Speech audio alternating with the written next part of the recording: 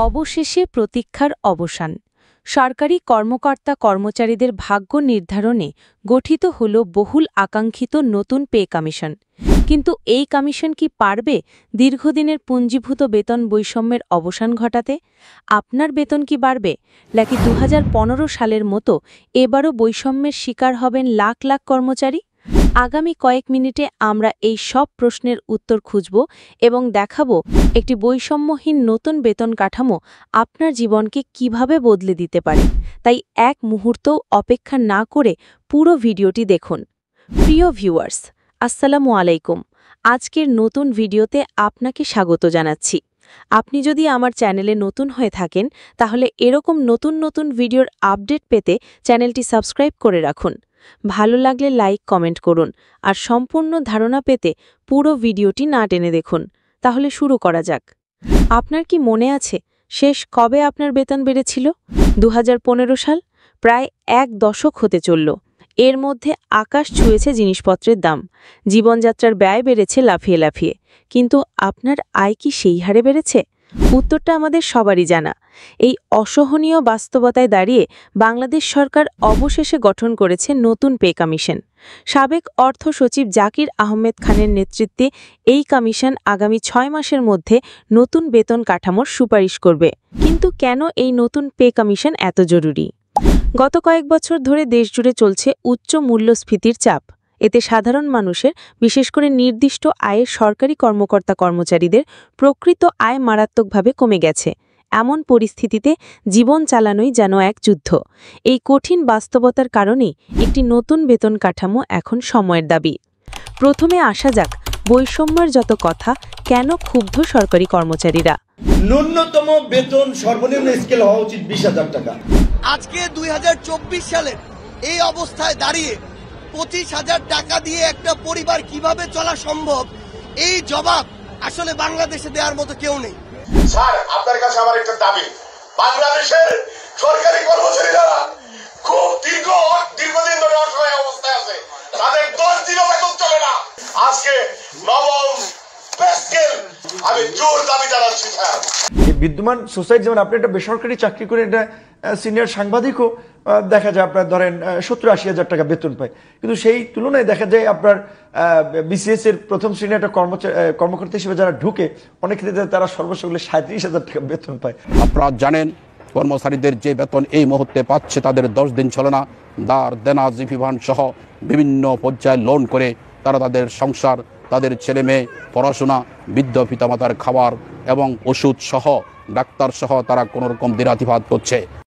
Tiffin ভাতা 200 টাকা, তাহলে একটা স্যান্ডউইচ কিনতে গেলেও 40 টাকা লাগে। তাহলে এটা তো এক সপ্তাহেরও নাস্তার টাকা না।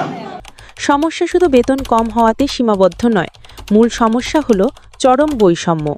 2015 সালের পে স্কেল পর্যালোচনায় দেখা যায় সর্বোচ্চ ও সর্বনিম্ন বেতনের অনুপাত প্রায় 1:10, যেখানে আন্তর্জাতিক মানদণ্ড অনুযায়ী এটি 1:4 হওয়ার কথা। উপরের গ্রেডের কর্মকর্তারা যেখানে প্রায় 20% হারে ইনক্রিমেন্ট পেয়েছেন, সেখানে 11 থেকে 20 গ্রেডের কর্মচারীদের জন্য ধাপের ব্যবধান ছিল মাত্র 4%।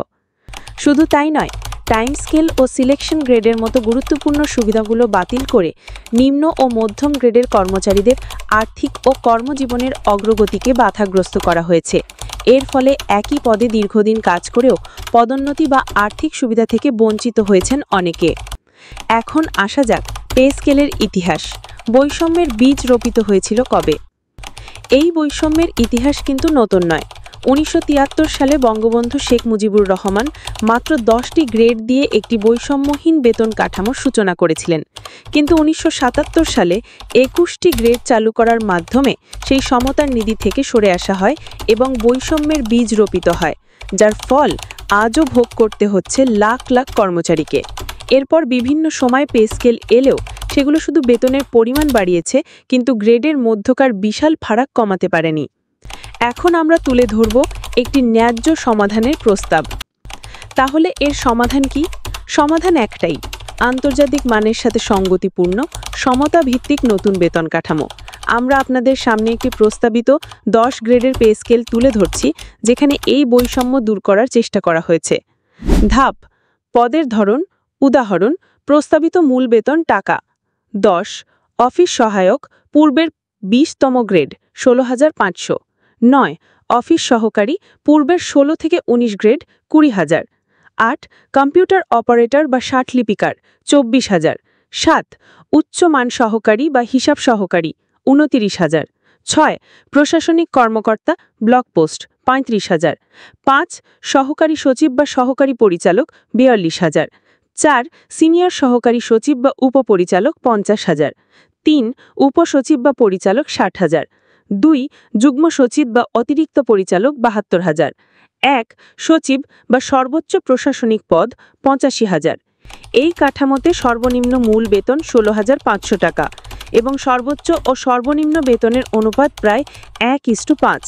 প্রতিটি ধাপে বেতনের ব্যবধান 15 থেকে 20% রাখা হয়েছে, যা আন্তর্জাতিক মানের কাছাকাছি।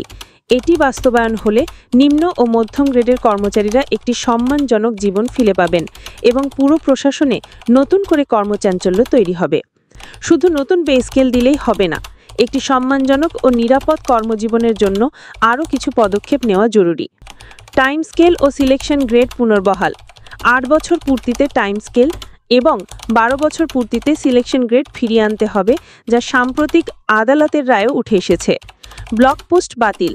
সকল ব্লক পোস্ট বাতিল করে সবার জন্য যৌক্তিক পদোন্নতির সুযোগ নিশ্চিত করতে হবে।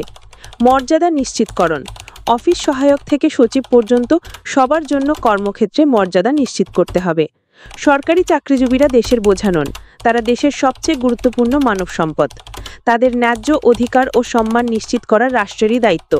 অন্তর্বর্তী সরকারের গঠিত নতুন পে কমিশন একটি আশার আলো দেখিয়েছে। এখন এই সুযোগকে কাজে লাগাতে হবে। আমাদের সকলের সম্মিলিত কণ্ঠস্বরই পারে কর্তৃপক্ষের কাছে আমাদের দাবি পৌঁছে দিতে।